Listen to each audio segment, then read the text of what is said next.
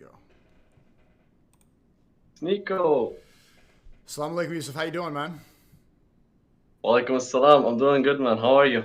I'm good. I'm good. Alhamdulillah. So it was good to speak to you earlier in the car and get to know you a little bit. A lot of the Love Speech members in chat, they're really excited to have you on. They're saying some of them have talked to you before. That's amazing. I'm happy that the support I'm getting from your people is already here, and we didn't even start yet. Bro, I'm happy though the work you're doing. I've been keeping up to your date with your content. You know, my team has as well. And you got up really early. I'm a little late. I apologize, but I mean, it's No worries. right after Fajr over there. And do you have limited internet and Wi-Fi access over there? Don't worry about it. Just don't worry about it. If my internet cuts off, it cuts off. But as of right now, it didn't cut off. So let's just Well, it's not use even it for the it's day. not even just about like being worried. It's just intrigue. So like, what is the electricity situation like and the Wi-Fi situation like in Gaza? Right now, that light over there is a phone light. I was gonna use a battery light, but the battery ran out of battery. So we use like car batteries for electricity. We charge them by solar panels. And what camera are you using? I'm using my phone camera. Oh, okay. Yeah, it looks like it's pretty good quality. Yeah. You have a good setup. I mean, regardless of the limitations you have, it reminds me. I did streams in Spain like this for about a month when I was with Ye. It's the same setup, like with the phone and everything. Yeah. Well, see, Yeah, I'm currently in my neighbor's house because there's like no internet at my house at the place that I'm staying in. Like I woke up my neighbor at like 5 a.m. and told him that I gotta do a stream with Sneako. So like, open up your house for me, man. oh, I really appreciate that. Is it well? Can you say where are you? You know, generally, I don't know if you want to say exactly. Yeah. So I'm currently staying in the middle area in Gaza. It's not in the north, not in the south. The south is like a huge majority of the south of Gaza is completely evacuated. Same with the north. So the middle area is the safest area. You're making me more. I want to like turn off all the lights I'm not using and not waste electricity. So it's towards the. You said North Gaza. No, I'm not in the north and I'm not in the south. I'm like right in the middle. Okay. And Because the south, I used to be from the south. I mean, I am from the south, and I used to live there. But majority of my city evacuated, and majority of the south evacuated. Like the two major cities in the south, like I think 80% of them like are inhabitable, and like it's under like evacuation orders. Same with the north. So I'm right in the middle. Yeah. I mean, there's a lot I want to ask you, but I'll start with the fact that I can't believe you're 16 years old. Like I'm almost 11 years older than you. I'm about to be 27 soon, and we look, So subhanallah, like you look and speak very mature for your age. mm. Yeah, thank you for saying that. I mean, it just comes from. I don't really know where it comes from. I want to say from the. I mean, maybe from the war. Not really sure. Like, okay, what's your question exactly? Yeah, I mean, do you think that this has matured you? Do you think that you've seen more? Or other people in Gaza? Do you think that they're more mature for their age? Yeah, for sure, 100%. The war has definitely taken a toll on everyone, and it has definitely matured, everyone, men and women, and kids as well. Like I'd see babies, not babies, like little kids as old as like 7, go help their family with getting water, getting food. Like these kids that are 7 years old, they're holding up water gallons so they can get water. Like they're filling it up so they can get water for their family. Hmm. So everyone had to grow up. And like let's say like you're a younger kid and let's say your father isn't with you. Like my father's in the UAE, he's not in Gaza. So I had to step up as like the man of the house basically. It's not something that just, happens. It's something that you're just forced into and you have no way out of. But you still seem to have a, you still have Noor. You have optimism on your face regardless of the situation. No, I'm being real. You do. How do you maintain a positive outlook through everything going on? Be Islam, faith. I mean, without Allah, I wouldn't, I probably wouldn't be here right now. Probably have gone insane already. So like every time I'm feeling down, I would just come back to Allah and think that, and remember that everything that happens is for a reason. With hardship comes ease, as it says in the Quran. So, that's just what, and I think I'm a very hope, I'm a, sorry, I like to, but I'm a very hopeful person. So, I don't know, it's just my own, like, personality. I'm just very hopeful with everything. So, and I think that comes from faith and Islam. So, yeah. I love your content a lot. I love your outlook upon life. I gotta ask, like, so for the average American or Westerner who doesn't know, if they just like glance over your page or just see this frame right now, they're gonna be like, Gaza's not so bad. Look, he has a phone, he has a flashlight, he has electricity, he's making content, and he's on stream with Hassan Abi and with Sneako. What's so difficult about it? And what would you respond to those people? How would you explain to them the reality of the situation right now? I mean, you can have a phone and be hungry. You can have a phone and be homeless. It doesn't really, matter. Having a phone doesn't mean that you're rich or you're poor. Having a phone is a universal thing. So, like, saying that you have a phone or you have a flashlight is, it's a dumb statement. And saying that I'm not starving because of that is really stupid. So, I would say to these people that, do you not see the images like that have been coming out from Gaza, from the hospitals? Do you not see them? Do you not see the videos? Do you not see the suffering that has happening for the past almost like 21 months, 22 months? Do you not see that? And of course, like Gaza before the war was, it was relatively good. So obviously there were phones before the war. They're gonna stay after the war if they're not broken. Mm-hmm. So. Yeah, it's just a really dumb. Like, let's say America goes to war right now. God forbid, America goes to war right now, and there's a famine. Let's say people are still gonna have their phones. You get me? So it's kind of dumb to say that just because you're living through a famine, you're starving, or you're going through a war or whatever, and you have a phone. If you have a phone, that cancels everything out. So yeah, just pretty stupid thing to say. Well, what's the day-to-day like? So you're 16. I'm imagining myself from the perspective of a 16-year-old who has no idea what your life is like. And that's really the reality for it. Obviously, people watching the stream or people that watch your content, they know somewhat what's going on. But still, the amount of propaganda and the amount of media that covers it up, people don't know what it's like. See, when I was 16, I went to school. I played video games. I played some sports. I hung out with my friends. I smoked some weed. What's the average day like for you for 16? Do you go to school?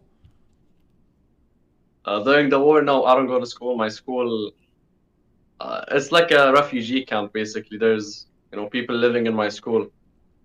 A school that was used for studying is now for shelter for people that are displaced. And about my day-to-day, it's nothing special. You wake up, you fill up water, you bake bread. If you have white flour, and if you can't find water, you fill up water. You charge your phones at your neighbor's house because he has solar panels and you don't. And it's nothing like really special. And it just depends on the day. Because some days you'd wake up and you'd see papers coming down from the sky saying that you have to evacuate your area. I need to go to somewhere else. So like the day is so inconsistent and it's unstable. Like, not every day is the same, but every day is kind of the same, if that makes sense. Do little kids get to go to school too, or is it's all pretty much refugee camps for There's no schools? school. There's no school at all. There's no school. There's no school. There's no school. Yeah, like I was talking to my mom about this the other day. The younger generations, they're so like behind in school, and it's so crazy that these kids they're gonna be behind in life because of the war. Like, it's been 21 months, 22 months, almost 2 years without, without these kids going to school. And the first, the first few years as a child are really important. And if they're gonna spend that in a war instead of being in a classroom, what else is gonna happen to them? They're gonna be illiterate. Maybe you never know. It's gonna be very bad for these kids. Do you know what's the news right now? Is there an end in sight? What is it? Because there's been a lot of geopolitically, there's a lot of changes. I'm not sure how much that affects Gaza because now they're saying France is going to recognize Palestine as a state. The UK is going to recognize Palestine as a state. Trump is talking about it every day in America. What has changed in Gaza since October 7th? It's almost 2 years. Like what has changed from the recent events that has happened and the recent Has anything media changed? outreach? Yeah. Is there any significant change? No, I wouldn't say anything has changed at all. The situation is still pretty bad. Like especially with the money situation. Like every time you wanna exchange money, like I use crypto to exchange my money because I have fundraising money, so I put it into crypto, and then from crypto I cash it out in Gaza. I have to pay a 52% fee on fundraiser money. It's crazy, bro. Yeah, so like I'm losing lots of money from that. Like the situation hasn't really changed. It's only been getting worse, and it's getting worse by the day. You have to pay a 52% fee on exchanging crypto? For everything, for every transaction that enters Gaza, because like if you want it in cash, you're gonna have to pay a 52% fee To who? on everything.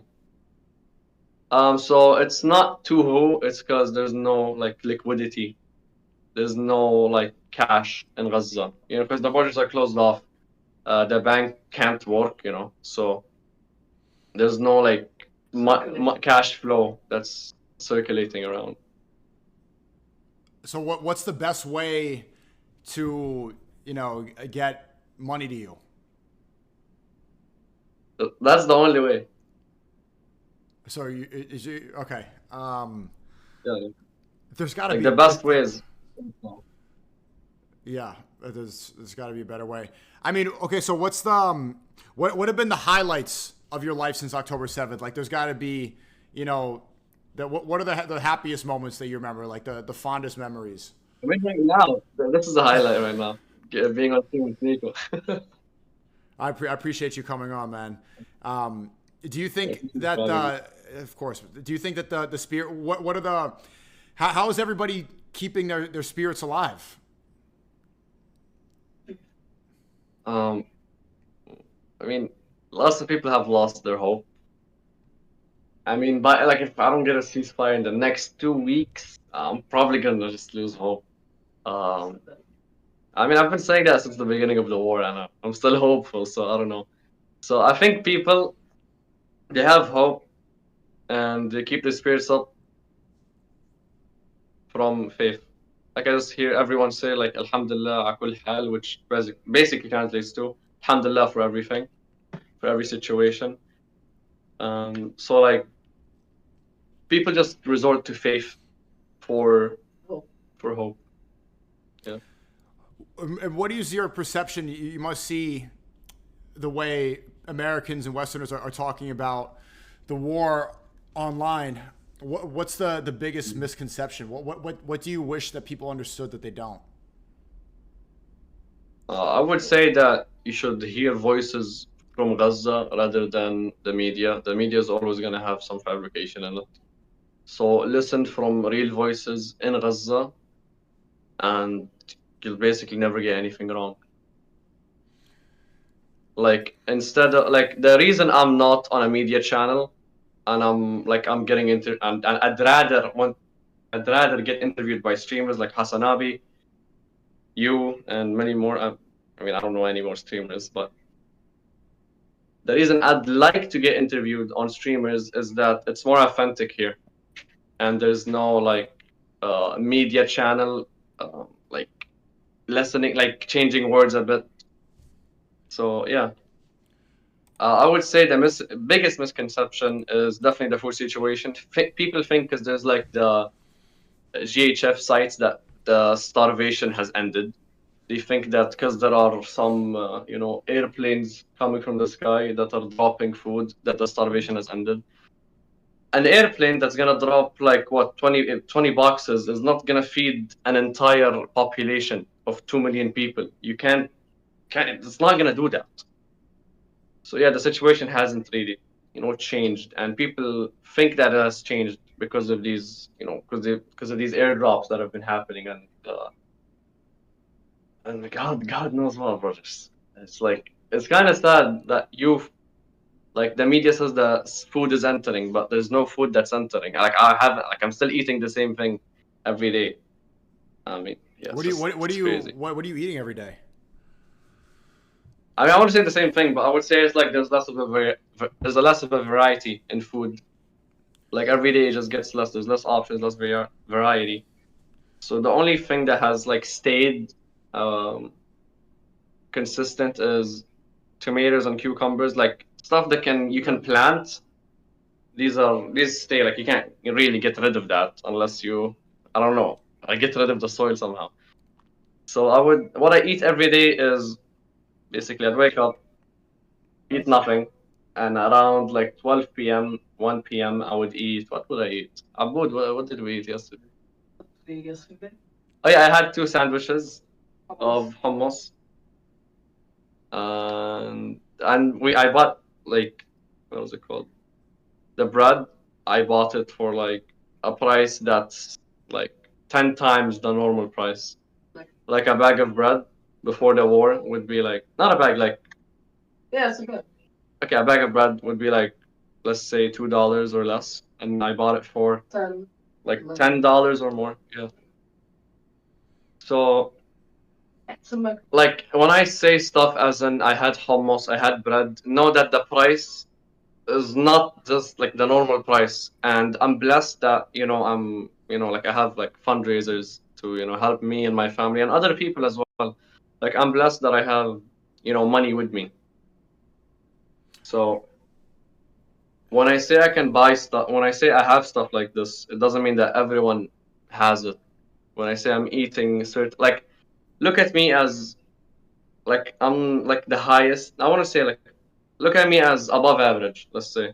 So when I say I ate 2 sandwiches of hummus, some people haven't ate anything as well. Like the average people haven't ate anything since the morning. And okay, I kind of got off track. I'm sorry. What was the question? No, I understand. So, what is the best fundraiser, and what is the best? Also, just send me your crypto address as well. If you're saying that it's 52%, that's the best way. I mean, then it is what it is. I want to send you some, but then also, what's the best fundraiser that we could contribute to? Best fundraiser would definitely be okay. There's like 2 types of fundraisers. I want to give you like the full answer. I'm not gonna say one thing. You can either donate to people, or you can donate to organizations. Both have their both have their pros and cons. Obviously, it's better to donate to personal fundraisers, but you won't help everyone with this. When you donate to organizations, it helps everyone for sure, but it's less direct. But with like personal fundraisers, like with GoFundMe's and stuff, it's more direct, but it helps less people. As I said, the opposite for that. So I don't really know that many personal fundraisers, but I can answer the organizations one. So for organizations, I would say Human Concern International. It's a charity I've worked with. I'm kind of biased, but it's a charity I've worked with. I've done 8 distributions there, and Yeah, if you could send me those I raised links, that. if you could send me those Yeah, links, yeah. and also your what crypto do you use? You use Ethereum, Bitcoin? Ethereum, Bitcoin, Solana, Litecoin. Okay, and you All of you that. have your friend in the room? That's my brother. Come That's here, your come here. brother? Is there anyone else, or just your Uh, brother? no, just my brother. Come here. Okay. Come, come. Assalamu alaikum, bro. How you doing? Send let's get both your Ethereum. Yeah, I'll get your Ethereum around there. I got you guys, and I'm sure people will send as well. But how you doing, bro? How old are you? How old is your brother? 14, actually. You're 14. Okay. I'm So you're about to say something. I Yeah. couldn't hear you. Oh, I was gonna say like I've seen you like before the war and everything, and it's so cool to like talk to you. Bro, it's It's so uh, cool it's to uh, talk to you. You look like you play soccer. You look like you play soccer. no, I don't. No. I don't even watch it. What do you like to play? I don't. Get closer. I don't really play, cause what is there even to play in Gaza? Cause like, you get me? Yeah, I understand. The That chat saying you look like Palestinian Mo Salah. Right? Bro, why does everyone say that? Even in real life, I get that. Uh, but It's crazy, man. so yeah, what do you I also have a go ahead, go ahead. like a channel like Yusuf as well. Yeah, I don't know if Oh, you've seen it. what's your YouTube channel? Reach ABED. Reach Abed. Just ABED. reach and ABD. Rich ABD. Okay. ABED. Oh, ABED. ABED. Ebed. Okay, okay. Yeah, I'll check it out. How many subscribers do you have? Like 140,000. On Instagram, I got like 500K, which Wait. is an accomplishment. Well, Yeah, 500,000 on Instagram. Okay, you got to pass your brother. He's at 600K, bro. Every time I get a milestone, he also hits a new milestone. It's like we're racing it. It's not a race, come on, we're like together, yeah, That's right? good. right. That's good. Yeah, you guys. It's good that you guys stick together. Let me ask Yeah. you, what's the so you're on social media quite a bit, so you must see that people, they probably don't know what's going on. They're confused. What's your biggest frustration, Ibad? What's your biggest frustration with it, with what people say about Gaza? My biggest frustration, like what I Like, what you like the biggest like when you hear someone say something that's wrong, what like that makes you angry? What is it? I know, like everyone talks about this, but like no one knows that. Not everyone. Like no one knows that like the like nutrition options are like very limited, like with the food. Like there hasn't been like no eggs for like 6 months, no meat, chicken, not any type of meat you can think of for 6 months, no fruits, like and not like as a good a variety that you would want with vegetables, and there has also been like a shortage with milk, which is bad for babies and like mothers that like need to like breastfeed their babies or something. And what else? Just the food situation is like I don't think everyone like knows how bad it has gotten. And like the price also, like even if you like if there's food, it's also gonna be like in insane prices, which is alhamdulillah for everything, but it's something that people get wrong, and people still think to this day that there's eggs, which when I hear people say, oh, why don't you just fry some eggs, and like I get extremely mad because I'm like, bro, I have been sick, there hasn't been eggs for months, and it's sad. Right, time's up. All right, you Oh, can have use. his name is Ibad. Abdul Rahman. Abdul Rahman. Abdul Rahman. Okay, thank you so much. We'll be in touch. If you could give me your phone number or something, we'll be in touch. Okay. Yeah, I got it. I have Twitter as well. Yes. Okay, I'll follow you on Twitter. Perfect. Thank you, man. Okay, thanks so much for coming on. I appreciate you. Have you ever said your real name online?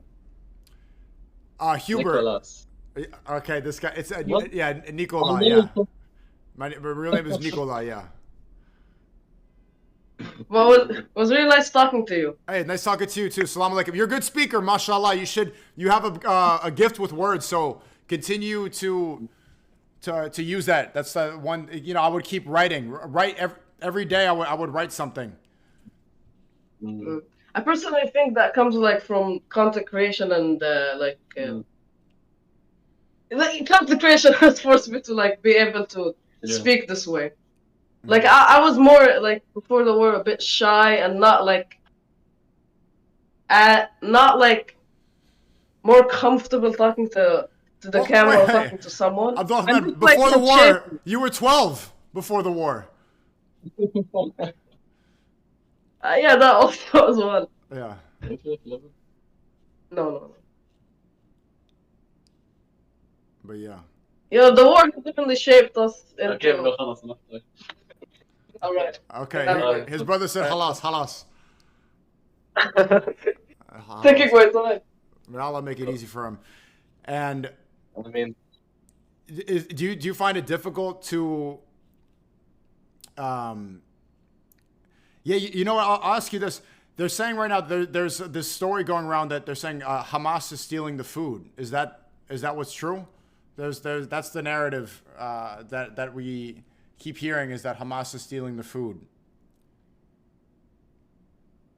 I mean, why? Like, let's say, like, and you didn't hear from me, but it's like, why would you steal from your own people? Doesn't make sense. Well, I heard it's because they're stealing the food to sell it on the black market for money. That's crazy. I mean, there are definitely, like, let's say people who are scammers, let's say, and I wouldn't say to point into like Hamas. I think it's wrong, because there are bad people in Gaza. There are bad people everywhere.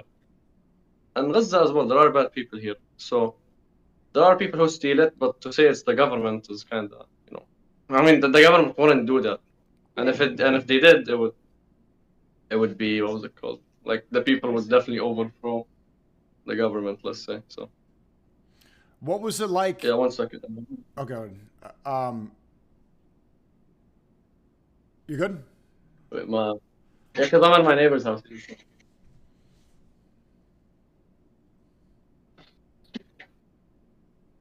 All right.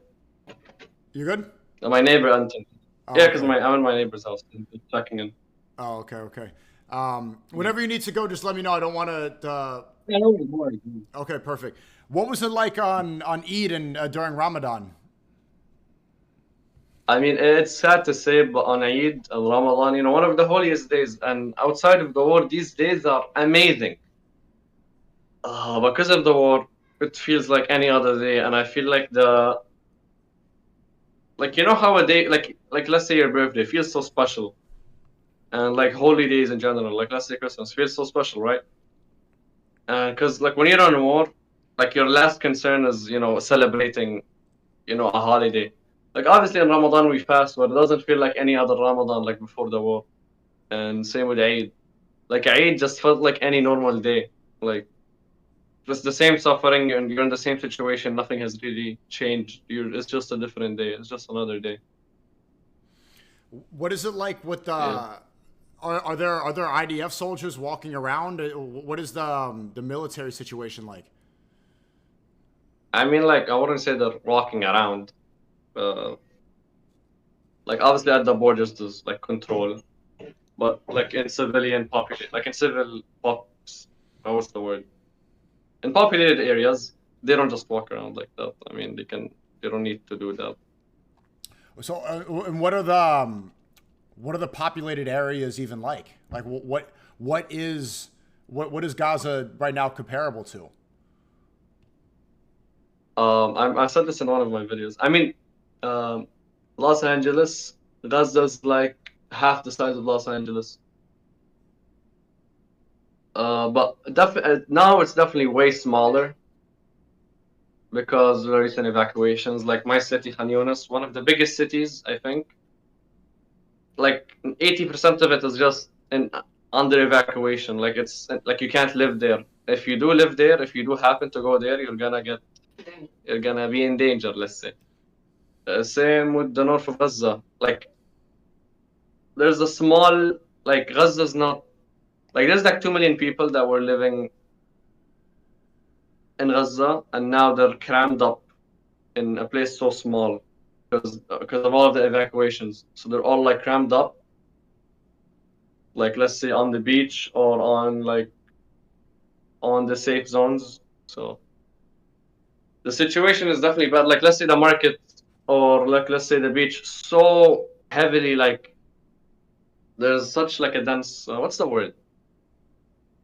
It's densely populated. And are people, with such difficult situations, do you find that it's difficult to get along with everybody, or are people still able to interact and, be socially aware the way they were before the war? I mean, people like let's say because of the war, I definitely don't have as much of a social battery, or let's say I don't have enough mental clarity to talk to someone, like have a full-on conversation. Like definitely my mind will drift apart, think about the war. Okay, did I fill up water?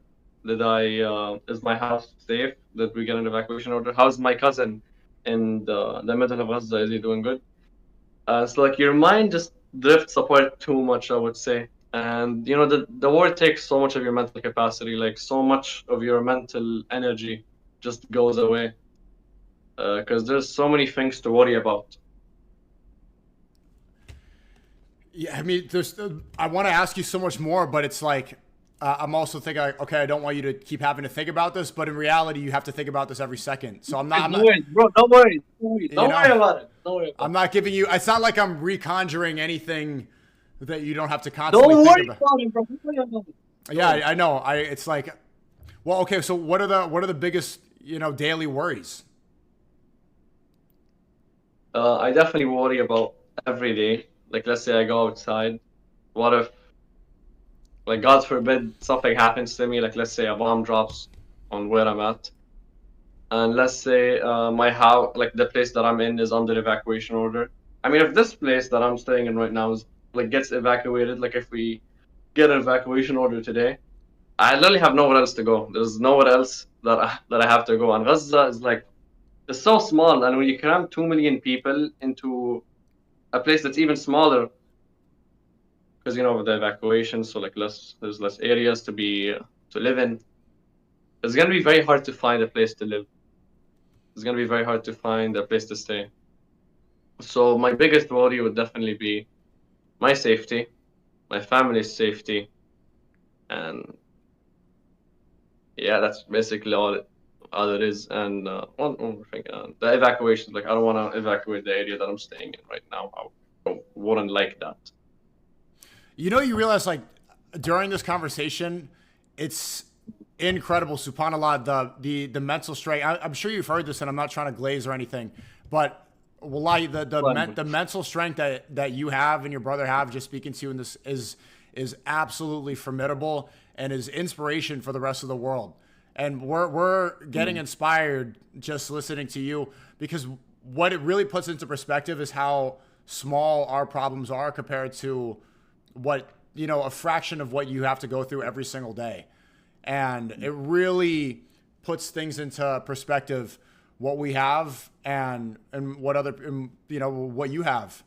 So I want to, I got to give you a lot of credit. And hearing this, bro, the fact that you're 16 years old going through, I don't know if you're able to really understand how incredible it is that you're doing this. Mm. I mean, it all comes from Allah. Allah has a plan for everyone, and this is the plan that He wants me to be on. So so be it. Exactly. Do you think the war has strengthened your deen, or sometimes it becomes difficult? It definitely has strengthened my deen, 100%. Going through what I went through, and everything that I've endured, every hardship that I came out of, it's always like my deen has kept me sane through that. Allah has kept me sane through that entire process. And that was the question. I don't know how I forgot it already. It was about your deen, about strengthening your deen. Yeah, the war definitely has strengthened my deen. And when when Allah puts you through tests and you survive these tests and you go past these tests, your deen just becomes better because you know that Allah, He saved you. He know like when hardship comes ease, I would say. And when you go through that moment of hardship, you I don't notice that you don't get out of that unless you reconnect with Allah, and that's all there is to it, I would say. Like yeah, the war has definitely strengthened my deen, 100%. SubhanAllah. Like before the war, I would say my deen was here because of the war right here. What advice would you give to Muslims around the world in order to, because you can inspire. I don't know if you conceptualize that, but you can inspire. What advice would you have to Muslims around the world who want to strengthen their deen the way you have? Because you can see it. I can see it and hear it in your voice. I mean, that's a really good question, and I think everyone. I mean, it sounds weird, and I kind of hate giving this answer because there's nothing really. Allah will guide you through it, I would say. One day you will realize that no one's gonna save you other than Allah. One day you're gonna realize that, like, you have nothing. Like when you have nothing, like for me right now, I have nothing else than Allah. I have nothing else than my deen. Like, my advice would be like, I have no advice, and it's because like maybe I'm kind of maybe I'm like I'm stretching it out a bit, but I understand what you're saying. If I can you help will you, you're find saying. you will find Islam. You will find Islam. You will find Islam, and it will find you.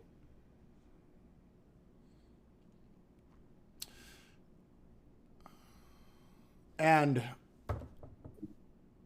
do you? Well, okay. What about the? Is it true that 20% of people in Gaza are Christian? I would say 20%. It's like a really low percentage, but there are some Christians here. There are some Christian communities here. I do have some Christian friends here. They're really chill. What do you find it? Yeah, and it's kind of like Go yeah. ahead. What are you Go saying? on, go on. No. I just want to Uh, hear more about this. a few weeks ago or a few months ago, I forgot that there was like what was it called? A church was bombed, and the whole media got so like outraged. Like, how can you bomb a church? And like, it's like, why does the media focus on Christians only and not Muslims? They've been bombing mosques. Like the mosques have been getting bombed as well. Why did you only like focus on the Christians? It doesn't make any sense. But like, still, we love our Christian brothers here in Gaza. I love Christians in general. Like, Christians are so nice. They're good people. So the Christians and Muslims in Gaza, they get along without any hiccups. Why would there be any hiccups? They get along. Okay. What about the? How Yeah, many? well, Are there any Jews in Gaza? I don't think they are. There are. I don't think there are. Okay. Do you often wonder about the outside? How much do you think about the outside world? And okay, so basically, Gaza is under a microscope right now by the whole world. Some of the some of the people have blurred vision. Some people are looking at it closer than others. Do you ever step out and wonder what it's like? For the other people, do you conceptualize what it's like not being under the microscope? Like, dumb down the question a bit. Do you wonder what it's like to not be under the microscope after being the focal point of so many discussions for 2 years? Can you even imagine what that would be like, or are you getting so used to it?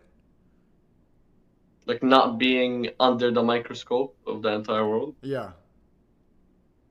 I mean, if we're not under the microscope, then that means that we're living through good times, I think. So if we're not living like let's say before the war, no one really talked about it. There was nothing to talk about, I would say. So I do.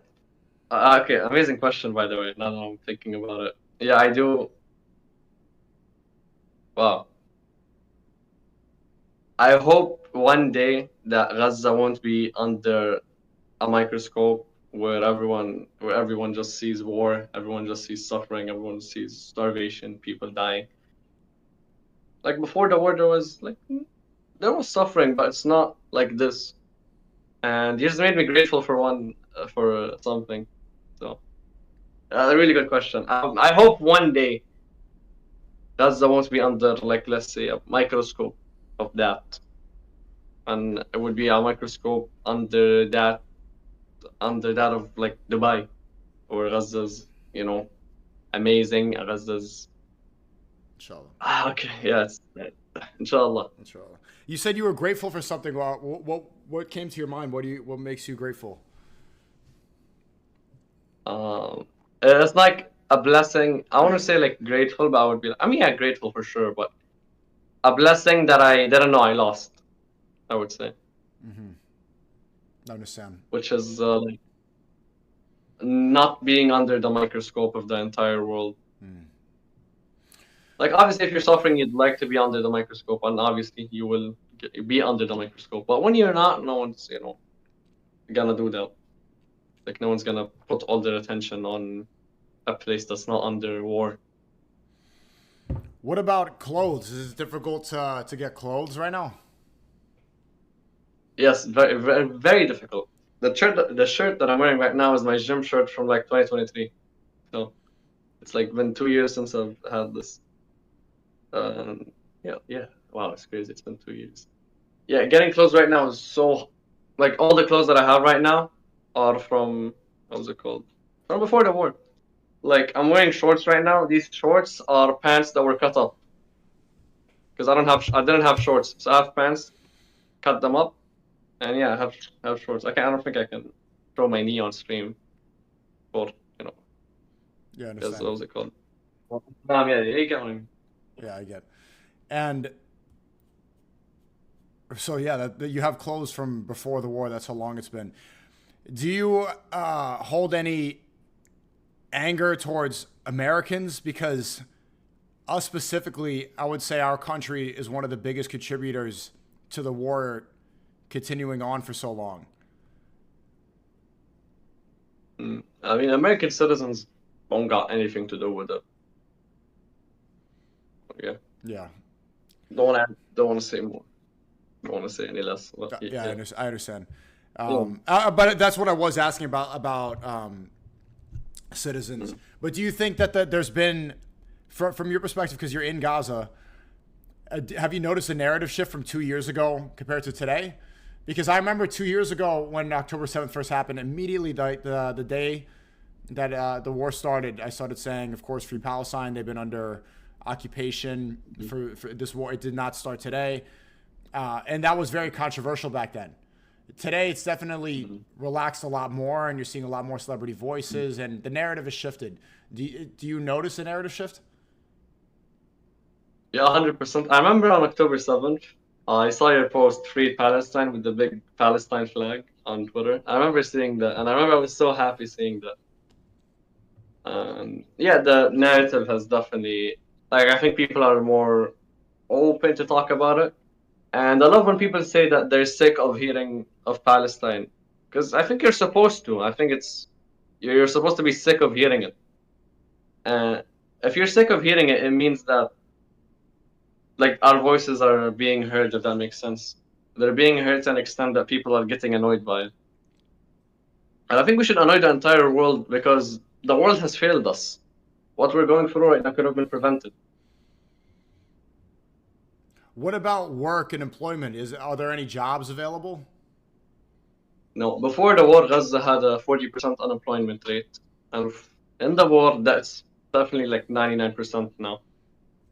So there's no jobs, and there's no jobs basically. There's nothing to work. Like, people just set up fundraisers to make money now. That's like the main source of income for everyone. That's if they do get donations to their fundraiser link. So yeah, there's no jobs in Gaza. There's no jobs. And do you think that are the fundraisers being used properly? Are there scams out there? I know you said there's 52% of the money just goes to the exchange. Yeah, but that's not a scam. That part is understandable, as Yeah. I said. And about there are definitely some fundraisers. Like I know there are fundraisers outside of Gaza, like people fundraising, and they're acting as if they're in Gaza. So you have to be aware that like you don't donate to every person. You have to dig through, do your own research, obviously. So yeah, there are definitely scams, and it's sad that there are scams in such a situation. It's sad that there are people using our situation for their own benefit. It's like demonic, I would say. That people go to such an extent that they would pose as if they're in Gaza, and they would raise money as if they were in Gaza, and then they would use the money for their own gain, and they're not even suffering. They're outside. They're in God knows where, in Indonesia or Egypt. I don't know. And so like you have to be aware. You have to be aware of everything. Yeah. So what do you think is the ideal path forward? What's the in ideal situation? How does everything sort itself out for Palestine? I think it's sorting out slowly, but not fast enough. I think things are like with the recent, you know, like the starvation that has happening, the less variety of foods, that has prompted lots of countries to, stand with Palestine and to have intent to recognize Palestine as a state. So I think slowly we're getting there.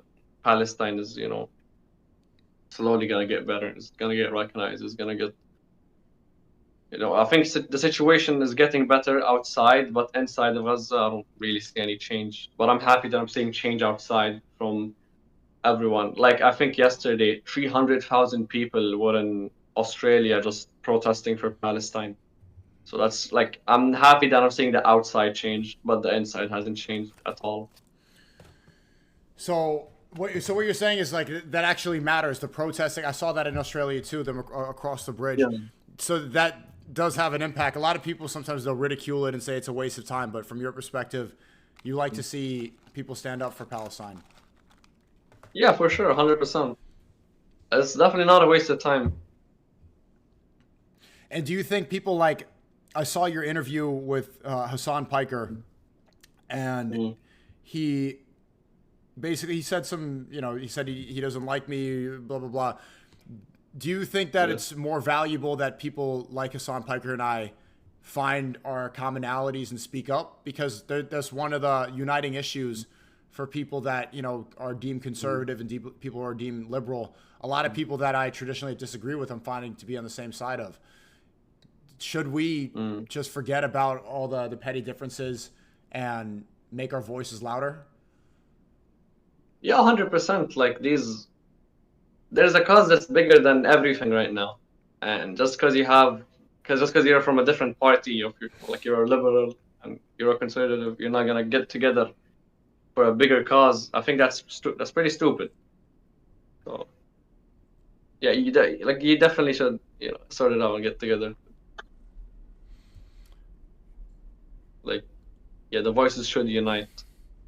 Who else do you want to go on their streams or get on and do interviews? Because based off this alone, right? Like you have a really, mashallah, you have a very powerful voice, and I think that a lot of people are talking about this on podcasts. They need to to speak to somebody capable. Who else should you?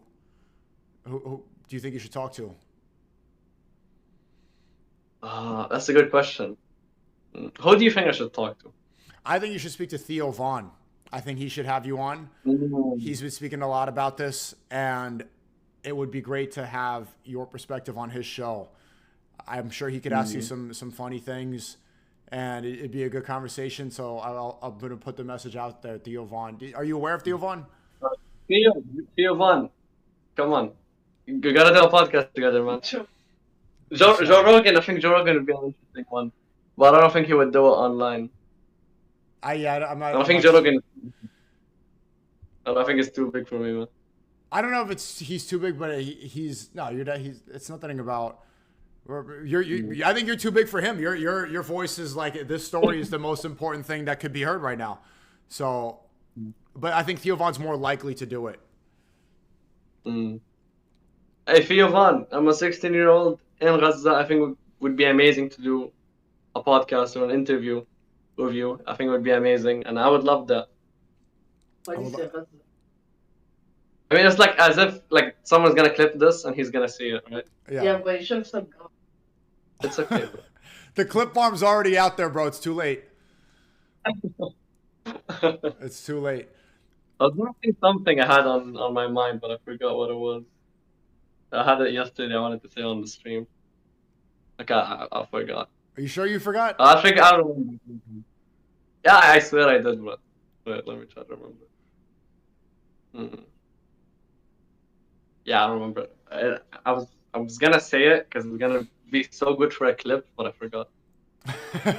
Well, it's like I'll have you on again in the future whenever you guys want to come back on. If your brother wants to pop in and do a little cameo too, no problem. You guys are funny. Appreciate you, man. Yeah, thanks so much for coming on, and please send me your whatever crypto address, and I'll make sure to send you something. You and your brother. I'm sure people in Love Speech will send something over, and send over a good fundraiser too.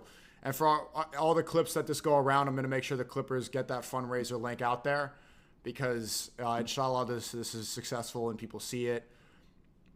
And it's extremely important. So may Allah bless you and protect you. You're an inspiration to us across the world. I hope that you and your brother remember that. It's inspiring to hear how mature you are.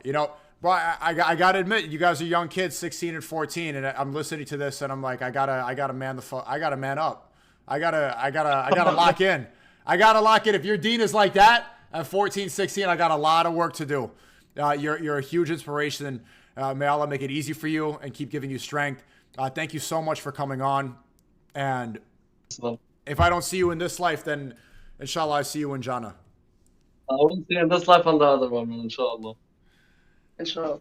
Yalla, assalamu alaikum wa rahmatullahi wa barakatuh. I'll talk to you soon. What do you say? I wanna ask the stream chat some questions. Let's see if the stream has any questions. Absolutely. Yeah, let's see what they have. Let me know. Some questions from the chat. I was reading some of their questions. Oh, they're asking, what's your channel? So what's your YouTube channel? At Reach Yusuf. So Reach YUSUF. That's Reach Yusuf. I'm gonna type it in the chat right now. There you go. They keep asking what's your channel, and then Abdul Rahman's channel is Rich Abed. I can't find it. Is it at Rich Abed? Reach Abed. Oh, Reach. I thought it was Rich. Reach. Yeah. There we go. Oh, you got some good thumbnails. Yeah, thanks. Yeah, Abed's amazing with YouTube.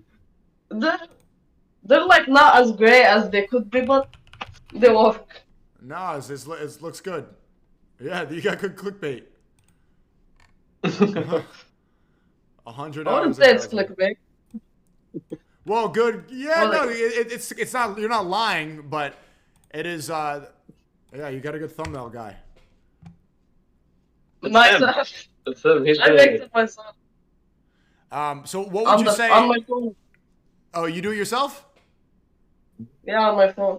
Bro, you got some skills. You got some skills. Hey, when the war's over, or even now, I can get you a job if you want. I can get you a thumbnail job.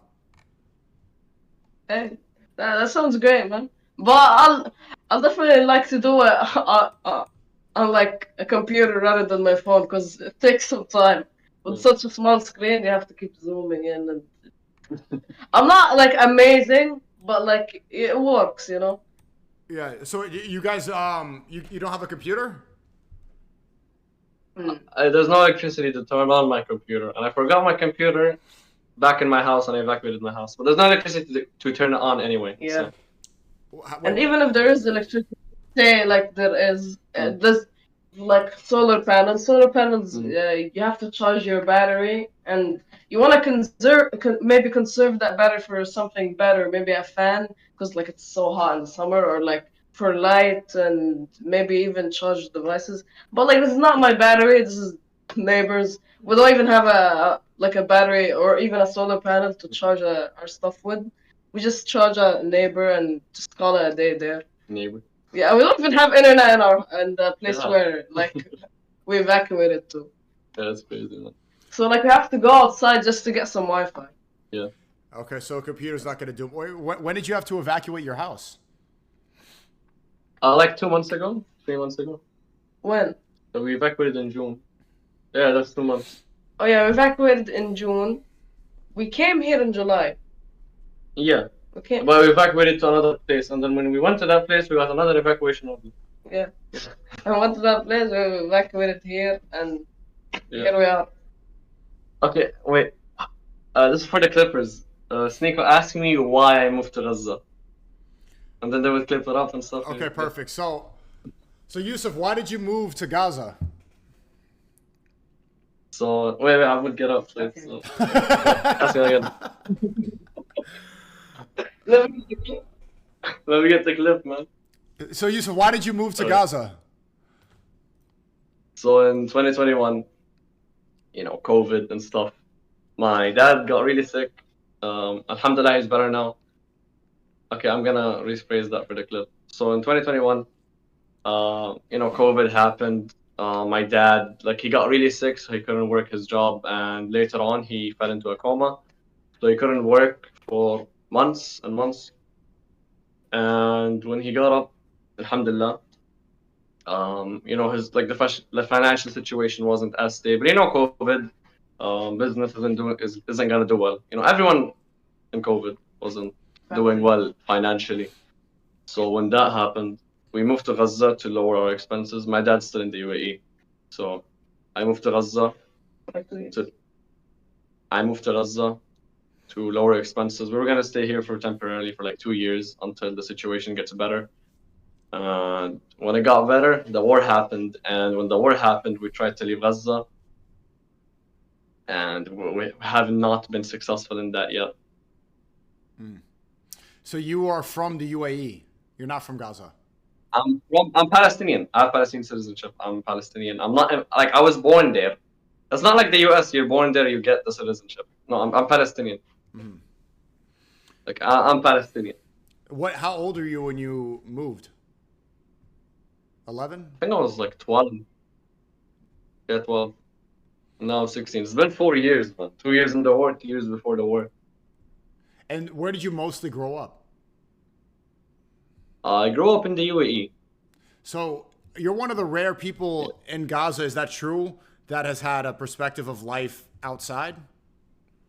Yeah, and that definitely makes you, I think, a bit more depressed because you've seen life at the highest, and now you're at the lowest. So yeah, I'm Palestinian. I don't know. Some people think I'm in the UAE, but I just like to say I'm Palestinian, proudly Palestinian, and from Palestine. So, yeah. You're not an Emirati, and I was gonna say that must make it. I have to say it. Yeah, I have to say it because some people still think I'm from the UAE. I'm not Emirati. I'm Palestinian. That's why I'm repeating it. That's difficult. The fact that you know what life is like. Sometimes knowing can make it worse because you have But inshallah, I'll make it easy for you. They're asking. They're saying you're a clip farming in a war. But hey, it's for a good cause. Okay, what do you say to people keep saying ask them to fly to America? This guy's been chatting this the whole stream. Is it that? Why don't you just fly to America? There's no airports in Gaza, man. Gaza's closed off. The borders are completely closed off. I can't just fly to America. I can't do that. The border is closed off. There's no airports. And if I could fly to America, I would fly right this second. But I can't do that. The borders are closed. And I've been trying for the past 22 months, almost 22 months, to leave Gaza. And I've had multiple attempts and none were successful. Is it true that some people, the Zionists in America, they say that Palestinians they're raised to hate Jewish people? Is that true? No, I mean, let's say I want to say no, we're not raised to hate. I love Jews. In Islam, we can eat kosher food as well. We can marry from the Jews. Yes. We're not raised to hate Jews. We don't hate Jews. Mm-hmm. I think that hatred definitely comes from Like I would say, I don't really know how to phrase it. Don't want to say any more. So yeah, we don't hate Jews, man. Yeah, that's just the narrative that they try to push in the media here, 100%. Yeah. and they're asking who's your I have favorite. I have Go ahead. Jewish friends. You said what? Like I have nothing. I have Jewish friends. Like it's fine. Yeah. What? Where? I have one in Israel, and I think I only have one in Israel. He's really chill. How do you know him? I met him online. He's like a content creator. He's a chill guy. He lives in like he documents the reality of Palestinians in the West Bank, which is like another part of Palestine. So he goes to like the dangerous places and documents like life there. He's a good guy. Have you been to the West Bank? Never know. I want to go there so bad, but no, I haven't been there. It's better conditions in the West Bank than in Gaza? Yeah, 100%. So like Gaza's right here, the West Bank is right here, and there's Israel in the middle. So and Gaza's like closed off here. The West Bank is here. That makes sense. Oh, okay. Like they're not like connected. So do you think that And for me to go to the West Bank, I need like a West Bank permit, and the likelihood of that getting accepted is very low. So I don't know if I'll even go to the West Bank if I am out of Gaza. When I am out of Gaza. they're asking? Sam asked, who's your favorite streamer? Sneako. Thank you so much, mashallah. I I'm appreciate that. but yeah, Sneako is. I've seen the clips from your streams, man. They're really chill. I appreciate it, bro. What about your brother Abdul Rahman? Abud, who's your favorite streamer? Let me get on the stream. Let him get. Who's my favorite streamer? Yeah. I don't know what streamer. I don't watch, obviously, but like, yeah, who watches stream?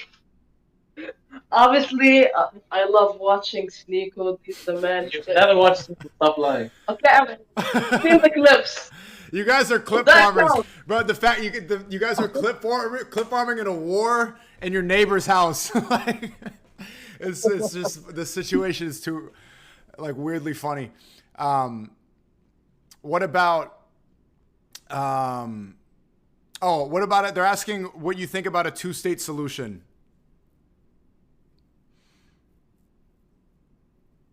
Wait, you know what I what's it called? All right, maybe you can't. You shouldn't talk about that. Yeah. You don't. You don't want to be in this clip, Abdul. Oh yeah, they're okay. Here's a good one. When do you want? I talked to you privately about this. When do you want to get married? Oh man, it's not like when I wrote this on Twitter a few days ago. It's not about when. It's not about the age. It's about when I have completed a certain amount of quests. Then I will get married. So like I need to run a marathon. I need to travel the world. I need to what else did I write? Bro, you're acting like a man. Okay, man. Yeah, there's a lot of stuff I need to do before I do get married. I'm probably gonna get married at like 22, maybe 23, maybe earlier. It depends on where I'm at in life. When I'm financially stable. Leave Gaza. Yeah, we gotta leave Gaza first. That's the most. Inshallah. What about you, Abdul? When do you want to get married? Look, I think the Like he loves this conversation. He smiled instantly. Bro, I'm smiling because I don't actually know I have a reason for smiling, but look, it's way too early to say when or You're getting married tomorrow. Inshallah. just I don't know. I don't know how they get married when they're 12. It just doesn't make sense. Wait, people get married when they're 12 there? No, I mean Generally. like hundreds of years ago, probably. Like, like people hundreds of years ago got married at 13, 14. But like life then isn't like life now. And the societal norms then aren't like now. I don't know. Alright, time's up, And have there been When do any? you want to get married? So I was talking to you earlier. I went to a Palestinian wedding last week. I learned the dabka. They were doing these big claps and everything. It was fun. My dabka needs some work, but maybe When do you want to soon. Probably. I don't know, man. I mean, sometimes I wanted I thought I'd be married by now. Sometimes I want to do it till I'm 30, but I wanted to like, have there been any weddings recently? I mean, definitely there are some people who do have weddings, but I haven't been to any. I mean, it's so crazy. Why would you get married in a war? You're in a war. Why would you get married? I kind of find it weird, like why people get married in Gaza. But you know, everyone to each to their own desire or whatever. I don't know. So I can't really be the one to judge. I don't know. I don't know their situation. I don't know why they want to get married. Well, So in early. their defense, like, what else is there to do? Like, if you can't work, there's no school. Well, I mean, getting married is something to do, you know? Yeah, for sure, 100%. Wait, what nationality do you want to get married to? I don't have any, no preference, but I mean, I do get along with the I didn't even know the wedding was going to be Palestinian. I thought it was just going to be an Arab wedding, and I showed up and they were waving Palestinian flags, and it was all Palestinians. A couple of Yemenis, but all Palis, and yeah, it was a lot of good people there. Inshallah. Yeah, I'll talk to you some more about that, like maybe off stream. Inshallah. Off stream, of course. But there's yeah. What do you think the world does not know about Palestinian culture? I mean, I'm learning a lot. You know why I like the wedding a lot? Because it's been just 2 years nonstop war, and finally, like, it was a moment where you could like try the food, see a little bit of the culture, see like more of the real parts of Palestinian culture. Like, what else is there more to know besides the dabka? We have really amazing food. We have the magluba, amazing. I haven't had magluba in a while. I gotta leave Gaza. And listen, if you're ever in the UAE or if we're ever in the same place, you gotta try my mom's food for sure. She's gonna cook you some fire Palestinian dishes, man. I would love to. And if you're in Dubai, if you're anywhere, my mom's with me. She'll cook you something, man. 100%. She'll cook you something amazing. I look forward to it. I'm very excited. There's lots of food. There's lots of food. Like in Palestine, we have meat in like our culture is we love having meat. We have a city called Beit Laham, which means the house, which basically translates to the house of meat. So it's like we Palestinians love meat, and we have it in like every dish basically. So you'll be getting your protein. Have you been to Masjid Al-Aqsa before? Never have, because it's in the West Bank, so I've never been in the West Bank. Hopefully one day I'll be there. What's the biggest masjid in Gaza right now? I know that a lot of them have been destroyed. I mean, I don't think anyone's concern is finding out what the biggest masjid is in Gaza. I mean, I don't know that personally, but it's like, Yeah. I don't think that's the most important thing to ask, you know? Well, I mean, the one that, you know, that on Eid people gather at, or there's not the most significant one. Depends on the area. Like every area has their own like mosque, and people just gather up there. I mean, during the war, there weren't really that many Eid gatherings because there's a war going on. I don't think you also gotta respect the war. You also gotta respect your religion and tradition. Mm-hmm. So it's like there weren't that many celebrations during Eid. Mm-hmm. There's not like a big meeting like in Gaza. I mean, before the war, there were definitely some, but why would you? I mean, you just go to your nearest mosque, your local mosque. It doesn't really, matter that much. No, I was wondering if there was a significant one like Al-Aqsa, but in like the one they have. No. I mean, we have some really old churches here. How do you say it? Churches? Yeah, church. Like that date back to 100. That date back to like 900 years ago. Mm-hmm. So we do have some how do you say it? Churches. Churches. Churches. Yeah. Churches. We don't have some ancient churches here. Churches. Do you know about like American memes? Like, do you know about, you're seeing people talk about, does it all seem stupid?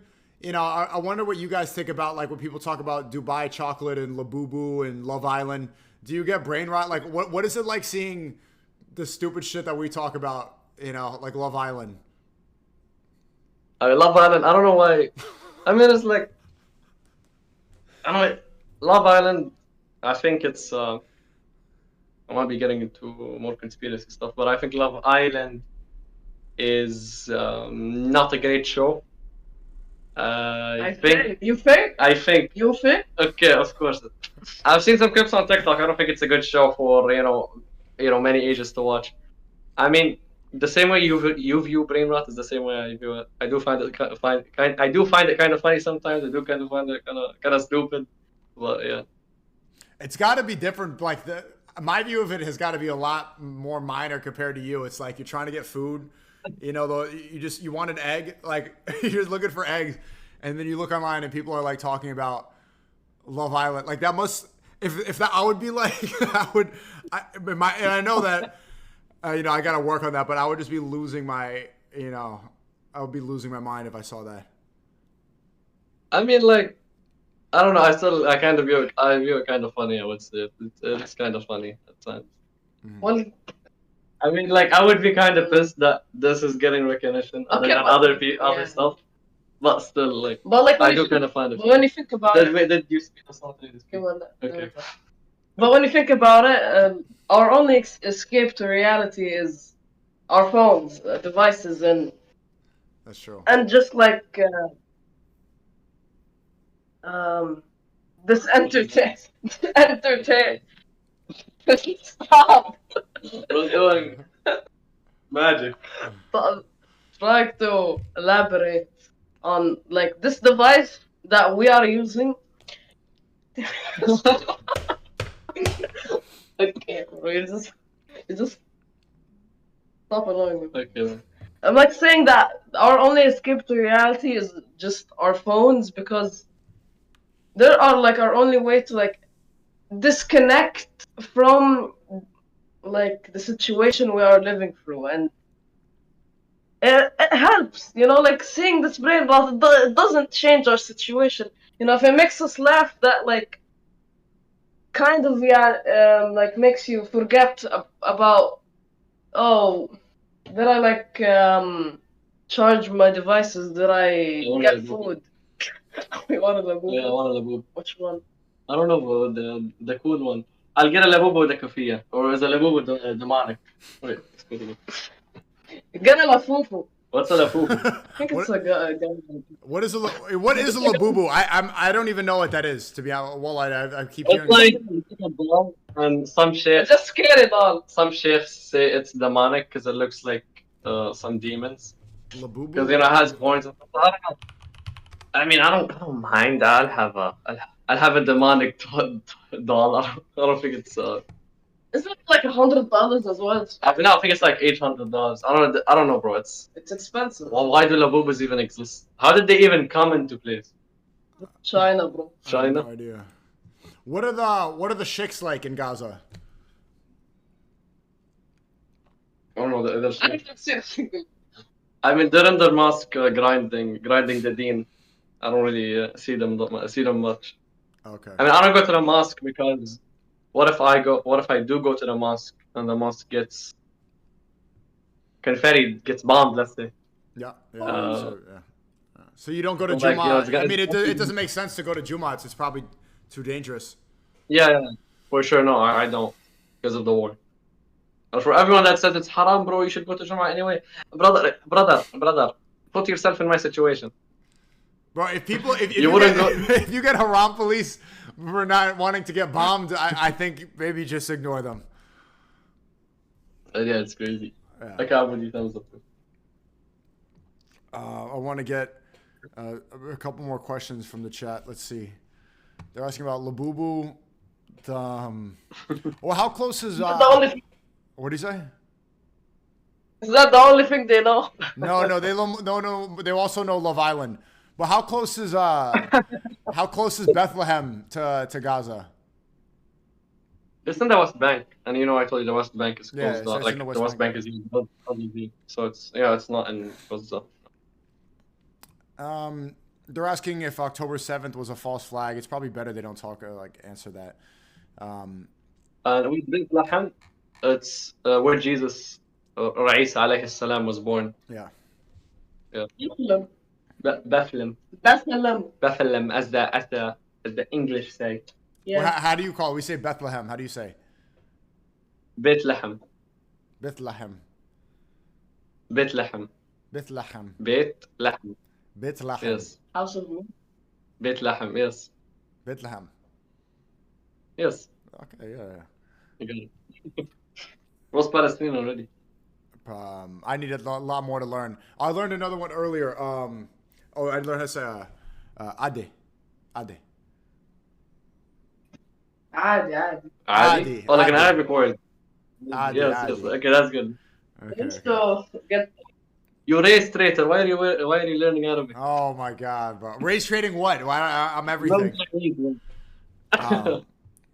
Okay, You're they're part Jewish, right? yeah, like 12%. Like, do you know some Hebrew? I know Baruch atah Adonai, like what I learned from bar mitzvahs growing up. Baruch atah Adonai Melachenu melech haolam. Interesting. What do you say? Wait, I heard someone say you run cover for Jewish power. I don't even know what that means, but like, what is that? I don't know. I run cover for. Yeah, I Jewish- don't know. Yeah, I don't know. I don't know what that means. I mean, out of all people, you said Sneako runs for Jewish power. Cover, like undercover. Where did this sneaker from? What is Sneako from? He's from everywhere. Well, because you said I'm your favorite streamer, so you should know this because I'm your favorite streamer. You should know. You're Asian, right? You're like some type of Asian. Yeah, my mom is Filipino and my dad's from Haiti. Haiti's in the Caribbean. I know that because of Arab. Yeah, because he was trapped in Haiti. Yeah. Yeah, I helped him. I'm glad he's safe, but like I made some calls to help him get out. Alhamdulillah. Can you make some cuts to get me out of here?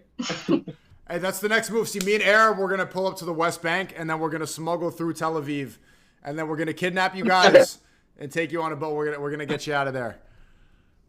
Let's go, bro. Damn. I'm waiting for you. No, I want to. Arab wants to go there. Do you watch Arab's content? Yeah. Yeah, I'll read it. I will watch it. They're asking, what are your Super Bowl predictions? There's no chance you watch football.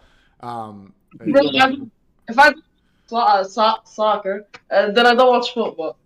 Soccer. Is soccer football? It's soccer, football, or football, soccer. No, I mean football. Football. Soccer is football. I say football, but I'm brown. Just one American for the Yeah, just say soccer. whitewash. I mean, no, they're not whitewashed. They're already white. Okay. Oh yeah, that's right. Okay, but like, how can you be white? You're European. Yeah. Well, that differentiates. A lot of Europeans say Italians aren't white or Turkish people aren't white, because they're Ottomans and they're Muslim. It's all a bunch of yap. To be honest with you, they don't even know it's white. They don't even know. They're asking, what do you think of Hasanabi?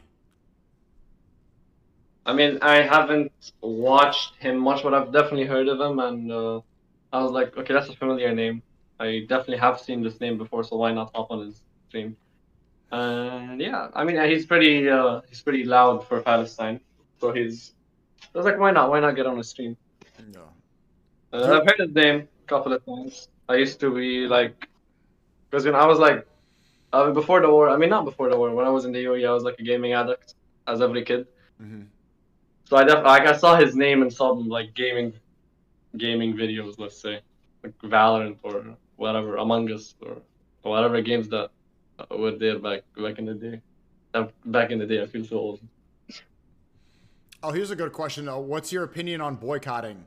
There was a while where I was like contributing to the boycott and stuff, but I still don't go to Starbucks. But once in a while I'll have a Sprite, and Sprite's owned by Coca-Cola, and Coca-Cola, blah blah blah.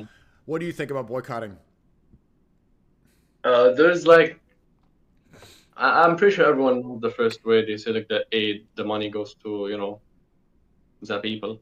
But there's also another way to look at it, which is why would you support a company? Why would you buy from a company that aids an agenda that's not similar to yours? Like let's put it that way. Why would you help someone like from a moral standpoint? Why would you help someone that's helping someone that's helping someone to fill in the blanks? Mm-hmm. This can't be clipped, bro. Like I'm No, not it's fine. saying the right They word. don't need to worry. I understand what you're saying. But Yeah. it's so funny how you're like, I can't get over just the concept like that you're in a war and you're clip farming. It's just, it's like too ridiculous.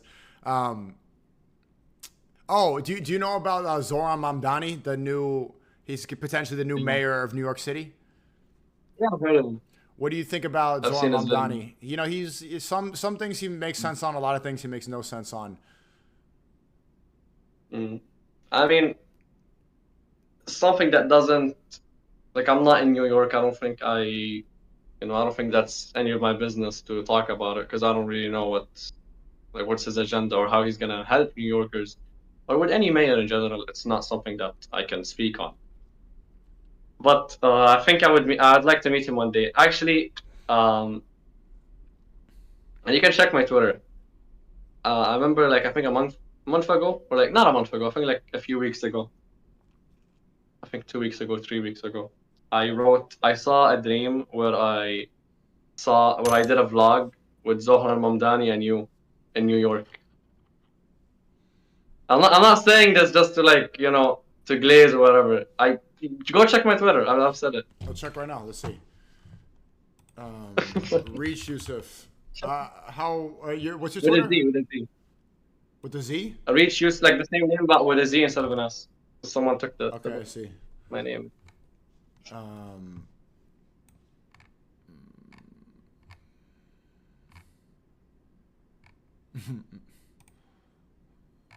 you see it? Yeah, Sneako about to pull up to my wedding like this.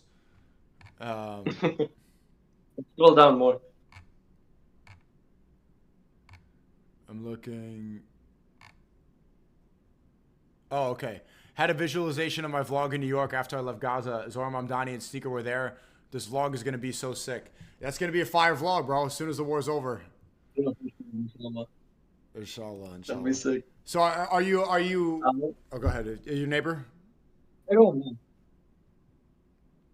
on. I was going to say, oh, do you know, you know who Bilal Muhammad is, right? The UFC champion, right? Former UFC champion in the welterweight division, yes. Yeah. Palestinian from Chicago. Yeah, I've heard of him. I liked seeing that we have some Palestinian representation in the UFC. I was waiting for that, honestly.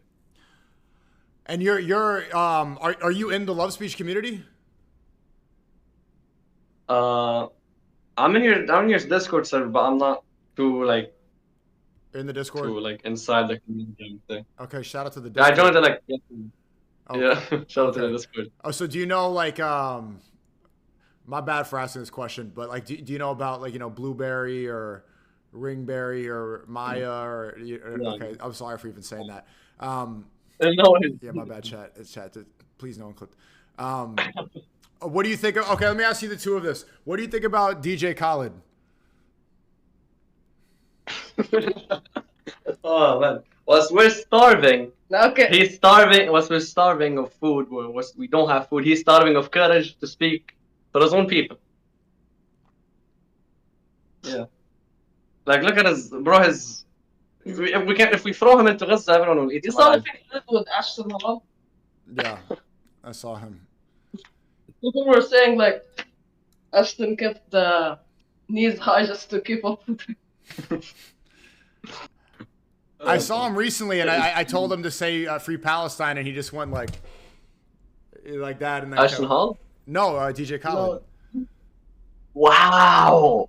It was on stream. It was last month. He was there. Okay, well, maybe he's just, he can't talk about No, but still, I wouldn't sell my soul for that. I wouldn't sell my dignity for that.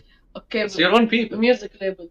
He's gonna Okay, lose all his. no amount of money can make me stop, talking about my own people. Yeah, I know. It's crazy. These people are bought. Man, They're forget bots. about the music. Fuck those music labels. Come on. Exactly. Yeah. Okay, but when you see that belly, you think he's gonna leave it? The Bentley, The belly. the belly. Yeah. You see that big belly, you think he's gonna leave it? Bro, he could Crazy, man. feed Gaza if he stopped eating for a day. Oh man.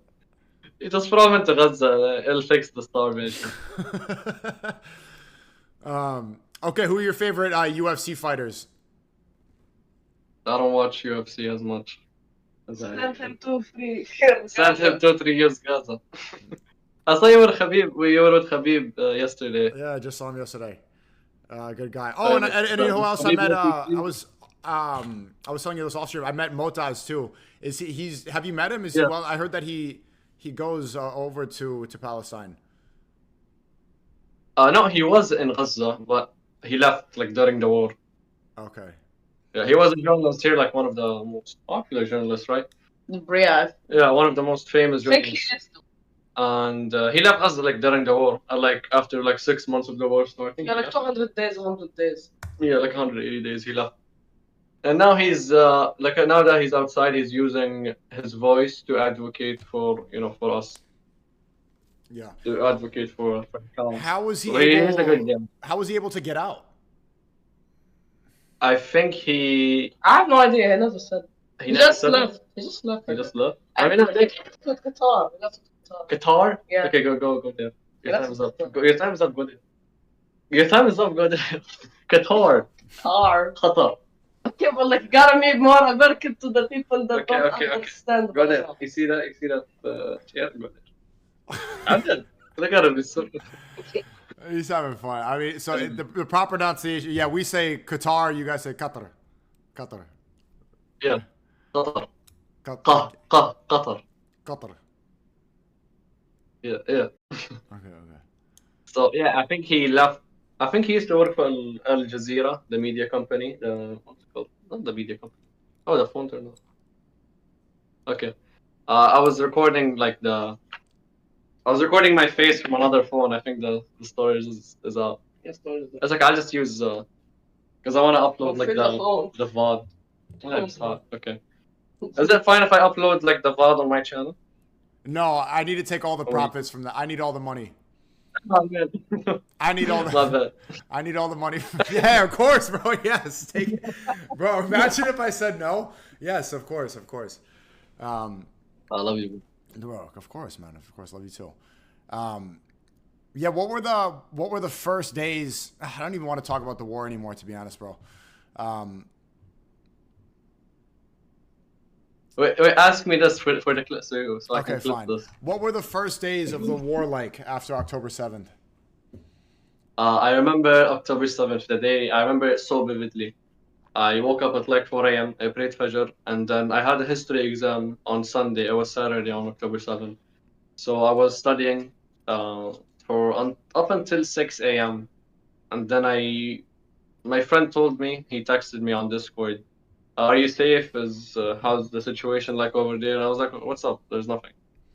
And I go to Twitter. I saw what I saw. And I saw your tweet as well. I thought, like you said, free Palestine, all capital. I remember all capital. Night.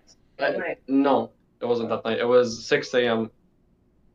You posted free Palestine, all capital, with the Palestine flag, and I was like, oh damn, we're cooked.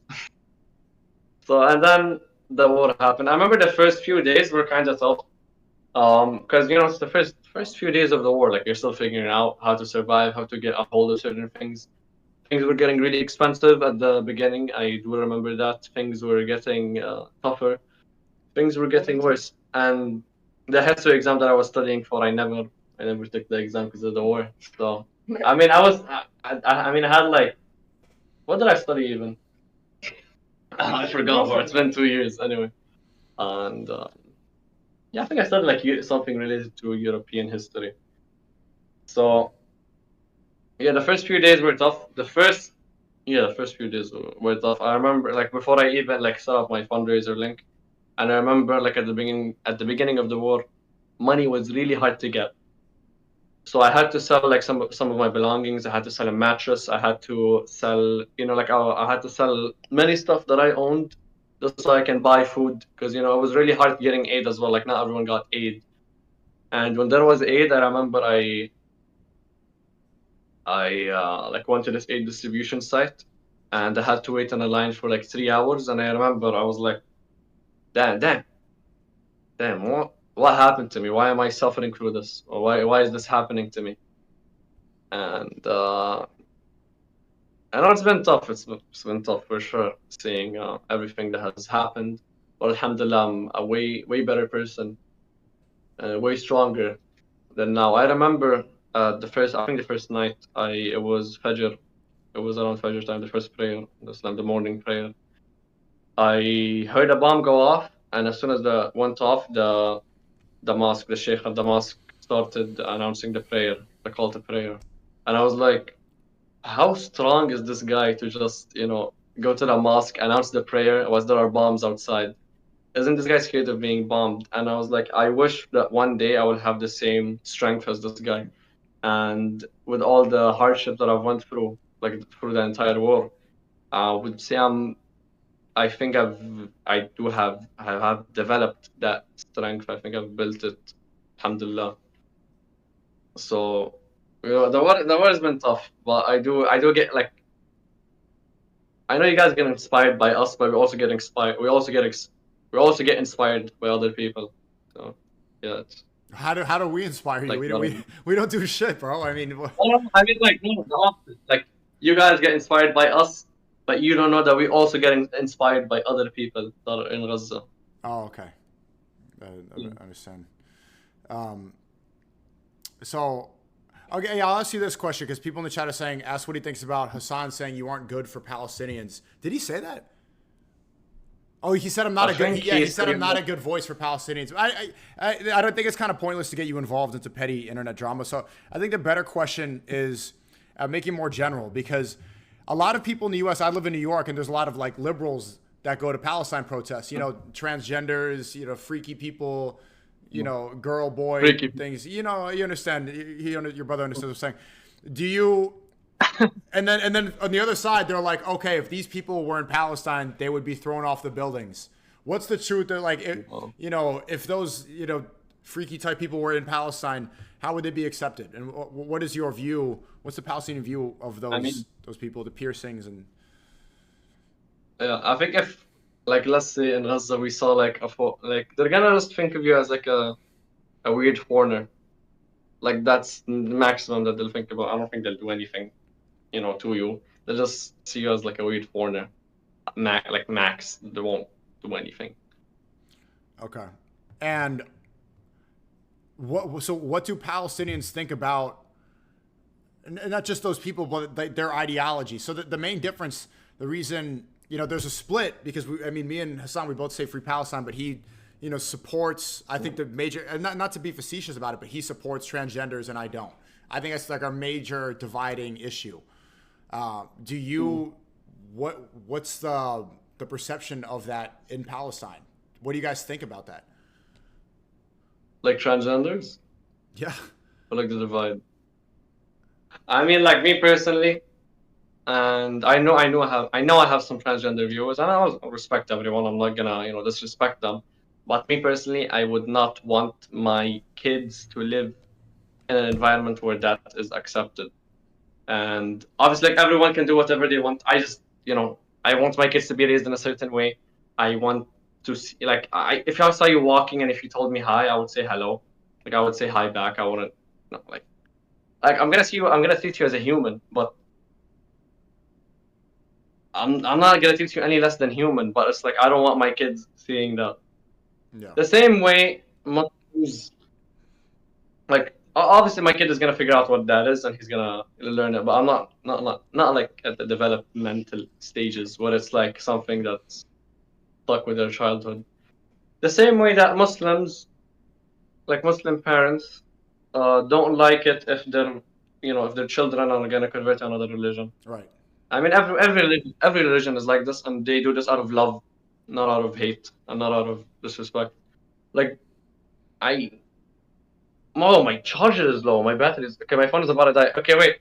I have my phone. Add Abud on Discord. It's Reach Abed. I'm gonna go on his phone. Okay. Okay, I'll add him right now. Reach Abed. My phone is about to die, so just No problem. yeah.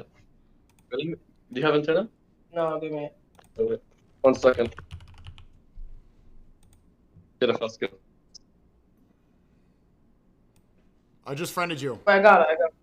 I got it. Yeah, he just added you. Okay, because my phone's about to die. Okay, just died. Perfect. It died. Okay. Let me call him here. He said yeah. Yeah, I'm good. Man, good problem solving quick. Delete VOD. Bro, guys, get some balls, bro. Grow some fucking balls, bro. Alright, apologies. Wait, let's fix this quick. Okay. Apologies for the inconvenience. My phone died. I'm on my brother's phone now. So, yeah, let's fix that. Alright, better. I think that's better. Alright. Like this. No, keep it. Alright, is everything good? How's the mic quality? How's the camera quality? Sounds great. Thank you. Yeah, obviously this stuff is like the last of your issues. But I remember I wrote this down earlier because I do forget that you are an influencer and you're involved in this. Have you ever been canceled? Have they tried to cancel you? I don't. I know that people are gonna hate me. I mean, I've been canceled, not canceled, but I've lost some followers. Let's put it that way. Because I posted, like the trend where you can make, like the AI trend where you make a video, not a video, like a photo of yourself that's cartoonish. Yes. Do you know that? The Ghibli trend. Yeah, so I made a post similar to that, and people were like, "Why are you aiding AI? Yeah, AI is it's destroying you, it's killing you. You're ruining the environment." Listen, AI is gonna be here no matter what, and I don't think if I use it, it's gonna be like if I don't use it or not, people are gonna use it anyway. And it's like the least of your concerns is if I use AI or not. Like, I don't know why you care about that and why people put that above, the cause of Palestinians, if that makes sense. And it's like, why would you? I don't know, I found it weird. And if people unfollow me for that, I wouldn't want you on my page anyway. Like, if you're gonna be that dumb and retarded. So. Wait, what phone does your brother have? Because it's better quality and it's like better connection. That is some Samsung phone. Bro, it's like this is my phone, some like Chinese phone. Look at it. Some Chinese phone. This is the phone I have. When you get on Theo Von, definitely use. That's. Yeah. Oh yeah, sure. One thing, like I've seen.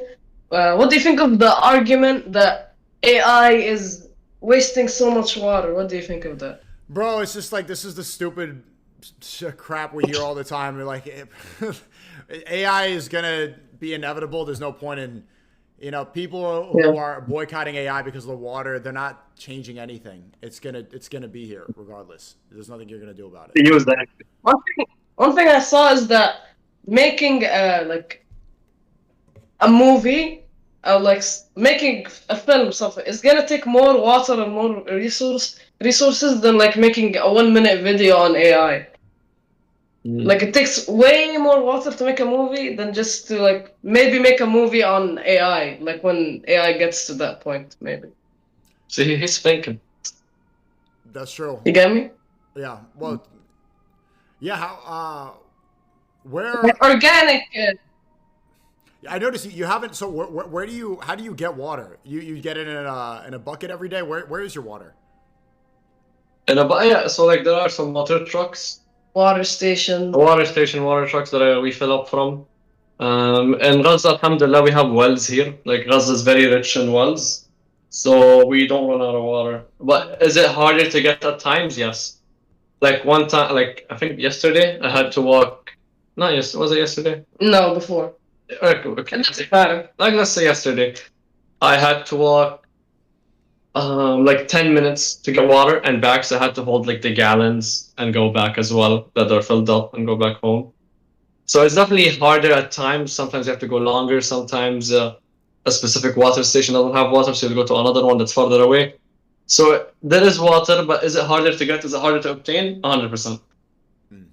And drinking water, it's gotten way more expensive. Like, it's not like as expensive as it sounds. Like, it sounds fine. Because like 10 liters of drinking water, which is like a gallon, is like about $1. It's good, you know. Like, that's amazing. But like, say you're a big family and you can't afford like 6 water gallons or something, it'll add up, you know. Yeah. What about the Alhamdulillah. gym? Do you guys exercise? Do you do push-ups? Do you go? What's your I exercise would like? go with it. So, I really want to get into exercise. I want to work out in Gaza, but the thing is, the water. Like I can't. Like if I do work out, I need to shower, and I don't think I have enough water to keep showering every day for the gym. And one more thing, the nutrition. When you work out, your muscles get damaged. When they get damaged, you need food so they can regenerate. You need nutrition. So you don't have food, you don't have water. Like you're gonna work out, you're gonna be sweaty, and you're gonna lose muscle. You're doing more harm than good to your body. Yeah, you're not gonna have enough time to recover. Yeah. Yeah, that's true. I little things like that we take for granted. I didn't even like. How often are you getting to shower? Bro. I mean, okay. How do you think? How much do you think? Once a week? Yeah, that's decent. Yeah. Yeah, once a week. Once a week. But when you get I look like I shower once a week, though. That's the question. What'd you say? Do I look like I shower once a week? No, you look. I didn't even realize that till now. You look like you don't. You look like you smell like oud. I'm gonna be real, Wally. You look like you smell like oud. But do you guys like right now? Do you guys smell bad? No, I wouldn't say it's not bad. Do I smell bad? no one would say that they do. I don't think that's a question to be asked. Yeah. Alright, fair enough. What about something like brushing your teeth? Are you able to brush your teeth every day? Yeah, we are. Yeah. So little things like yesterday, my friend was talking really close and he had really bad breath. And after a while, I put a napkin in front of my face. He kept talking like, "Bro, Sneako, blah, blah." And I'm like, "Dude, bro, like your breath stinks. Like, get away. Like, take a piece of gum." Little things like that, you probably just get used to and ignore, right? People talking and they have stink breath. I mean, yeah. I mean, I was in a vehicle yesterday, and this guy next to me was stinky, bro. I don't blame him because we're in a war, but it was disgusting. I would say that. Oh, yeah. So, yeah, I want to ask you this: what tips or advice do you have for me when I wanna? Because I want to shift more to YouTube. I don't really like doing like short form content. I want to do more YouTube stuff. So, what advice do you have for me getting into YouTube from short form content? I think that what I'm going to do after this interview and in the future is watch more of your content in Gaza, showing everything that you're talking about. And that's what's intriguing people right now is you're talking about like the daily routine, like, and I would even, I mean, I don't know like how much you could make jokes of the situation, but like, like stuff that will go viral is like, on TikTok, they do get ready with me. If you do a get ready with me in Gaza, and it's just like, you're going about your normal day, but just like the simple stuff that is more that we take for granted, like having a mirror, like having running water, like having breakfast, like doing a get ready with me with what you have in front of you. And imagine like you put like the same music that they put on their videos over it. That's really gonna show into perspective. Or like 24. I saw you already have a video like 24 hours in Gaza, or Yeah. Actually, no, I don't. No, it's you. Yeah. That's our mood. Yeah, and also. Do you think? Yeah, go on.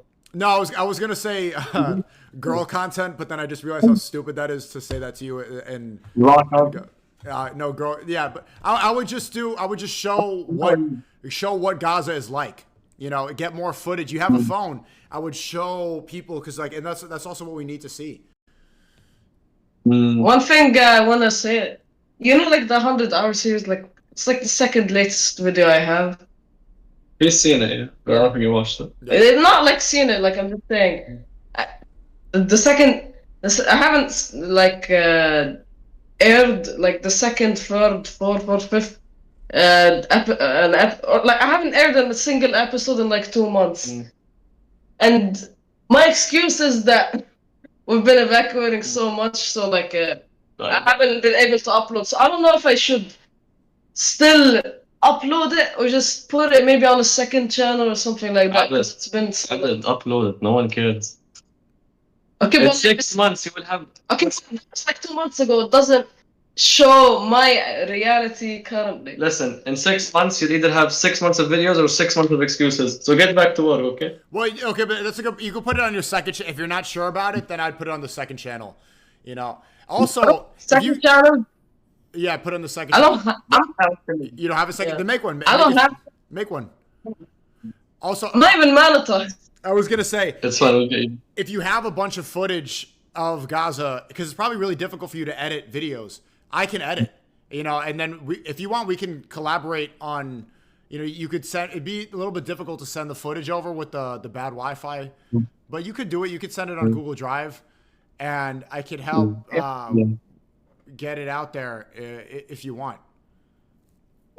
Wait, is it possible for us to collaborate like a Sneako Gaza video? Or what do you think of that? Absolutely. Like there's, How?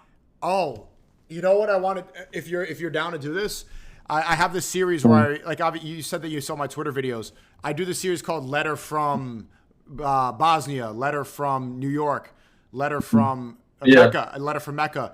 We could do a Letter from Gaza. And then if you help, if you get all the footage, and you know what my videos are like I know I usually sometimes use the fisheye lens. Sometimes I use I use cards in the videos.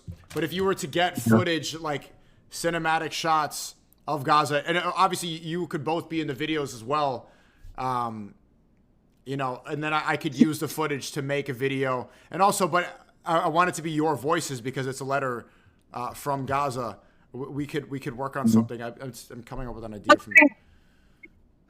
I have like a lot of footage from like the 100-hour series that I made. Like just footage of rubble, just footage of me walking, footage of me maybe going to fill up water, going to like the public levers. I actually filmed so much footage in that it's actually kind of sad I haven't had like uploaded anything. Yeah, you uploaded, bro. You can use that footage for like a video if you want. Perfect. No, we're gonna make the video with him. We're gonna be like, we're gonna give the footage to Sneako. No, you have to collaborate with him. Yeah. We're gonna collaborate with Sneako. Inshallah, that sounds good. I'm definitely down for the letter from Gaza. Wait, so here's how letter from Gaza. Let's work on it. So to start, let's get that footage, and I'll look through the 100 hours footage that you haven't used, and then I could figure out what we need more footage of to make it even better, you know, and then we could work from there. What are your ideas for it? Like, what's the format? How's the format gonna be like? I think that's you know, like, yeah. Like, what are you focusing on? What's your focus? My focus is telling a story about your. It's kind of like similar to the story we heard on this stream today, like the story of what life is like there. You know, capturing what it's like, the day-to-day life. That's something we don't think about. You know, we talk all the time about free Palestine. Like in America, the political situation is talked about a lot, but we really don't know what. Today, I didn't even know that you didn't have school. Like I never thought about that. It never crossed my mind. You know, so like capturing what the day-to-day life is. Yeah. Maybe we can talk about that. We have evacuated like a lot of times. Yeah, we've evacuated like maybe 3 times in the past 2 months. Yeah, evacuated. Yeah, actually 4. 4 times. Yeah. 4 times in the past 2 months, which is insane when you think about it. Yeah, like, too many to count. Too many to count. What does this house look like now? Can you show me? It's my neighbor. It's my neighbor's house. Alhamdulillah, his place is still standing. This room, I think it's like a storage room because I don't know. I'm only seeing storage here. People are asleep in the. It's house, so I don't think my neighbor will allow me to show it. But wait, I don't think he'll allow me. I'll show you. No worries. I'll show you from my window. Wait, I'll show you from my window. Okay. Okay, there's nothing to show. It's another house. Okay, it's another house nearby. Look, I can't. There's nothing. Wait, let me flip the camera. I'm getting a lag from here. Oh, there's someone on the window. I don't want to try. Yeah, it's just another house. I can't really show anything. Alhamdulillah, this place that I'm in is kinda like it's not as destroyed as other places. Does it have destruction? Yes, but is it as worse as other places? No. Alhamdulillah. Yeah, like in the south. Like in the safest place possible. When we were in the south, every like minute we walked, we saw destruction, we saw rubble. It just kept on reminding us that we are in this miserable place, Gaza, that has lived through hard times. So like sometimes it actually gets depressing because like when you think about it, maybe you used to go to this place, or maybe like you used to go to this market or mosque or something, and maybe it's just not there anymore. It's just ashes reduced to rubble. Yeah, like my gym. I've used to go to the gym like 4 times a week. Yeah. My gym. Okay, listen for the clip from so I can't say anything. All right. My gym. I used to go to the gym like 4 times a week, and my gym is completely destroyed, completely wiped out now. And it's sad, you know. And my gym is just gone. Like I used to love working out. You made a video Yeah, I made a video on it. on YouTube. Yeah, man. Yeah. It's sad. I was gonna ask. Oh yeah. So there's two things. If we want to make this video, can you watch Letter from Bosnia? It's on Twitter, and Letter from Mecca, and I'm sure you'll get like a better idea of how it works. Would you be able to? Yeah, we could even do interview. Like, well, not we. Obviously, I'm not doing it, but if you know somebody that you want to interview yourself, that we could also use that for the vlog. Yeah, that would be amazing. Yeah, I'd definitely do that. Wait, so like the Letter from Bosnia thing, is it like the format? Like I haven't watched it. I think I wanted to watch it, but my internet wasn't good because I remember I saw it being posted. Yeah, Letter from Bosnia is actually, I mentioned Palestine in that. I posted it last year. It's long. It's a documentary, but it's about there was a genocide in Bosnia in the 90s. And basically they were under a war, under siege. The whole city was captured. The capital city, Sarajevo, was captured by the Serbs. And then they were being genocided and shot at the war was around 3 years long. And it's pretty recent, and a lot of them have, you know, most of the people that are in Bosnia today, they still remember the genocide and the war. So in a way, it's similar to the situation in Gaza, and inshallah that it resolves soon, because that war was around 2-3 years. Hopefully it's like that for you as well. And I just covered that because there's lots of misconceptions. People don't know that there was a genocide in Bosnia. It's unknown. It wasn't taught in schools. So I was able to cover that situation. But obviously the difference was I was in Bosnia for weeks shooting it. So it's like you have to, this collaboration, you kind of have to play my role. You know, like, what are you thinking of? Like a long or short? Because like long is gonna probably like short. Yeah, probably short, because it's gonna be hard to get a ton of footage. But the best way to approach it is like how it's really gonna go viral is if you approach it from my perspective, or like an American's perspective. Obviously, you're so used to. For sure. You're so used to the day-to-day life and what you have to do, and it's becoming routine and regular and boring. But for the rest of the world, it's mind-blowing. What's going on? What? So but how would you package? How would you package it? Like, I don't understand. Like, what's gonna be in the video? I think it should be a mix of commentary and a lot of visuals, like nice visuals of Gaza in a way that's cinematic. And I will go low angle. That's what I like.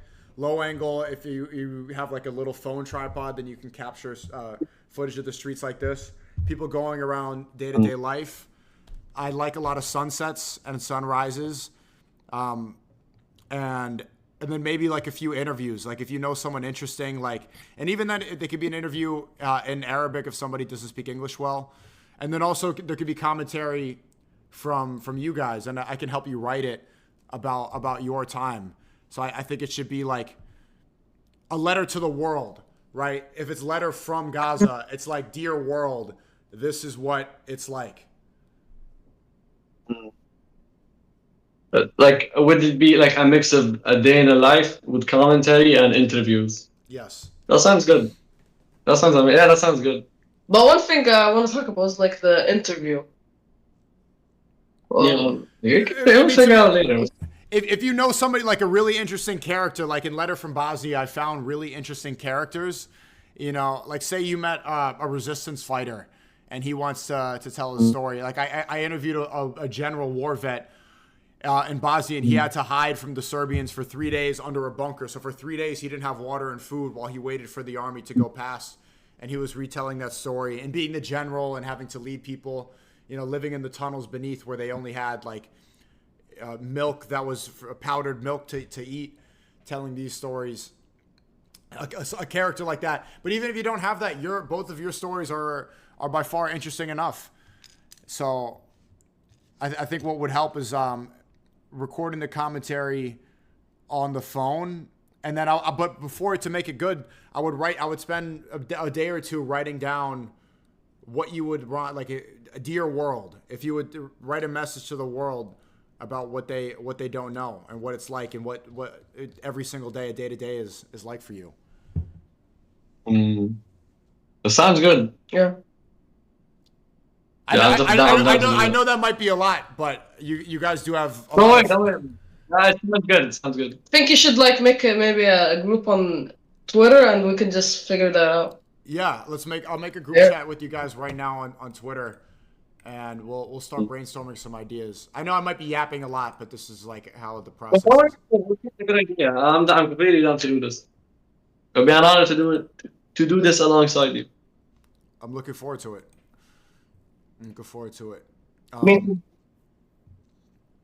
Have them watch the series. Yeah, they're saying show them a video. Yeah, the chat, they can watch the video on their own time. That'd be good. So now we have something to work on. But yeah, there's no rush with this either. It's a process. But yeah, sounds good, man. All right, I'll make a group, inshallah, and we'll stay connected. Obviously, I feel like you guys are, you know, we're friends now. So whenever you want to reach out to me, I could give you my phone number too, if that's good. Just, you know, we'll be in touch. We got something to work on as well. Hey, thanks so much for coming on. This was very eye opening, and the beginning of you know, we're gonna keep working together. Inshallah, man. I'm glad they had my brother on. We had you on as well. I'm glad they had a song. Hey, thanks so much for coming on, man. Assalamu alaikum. We'll be in touch. Talk soon. Peace out. Peace. Masalam, brother.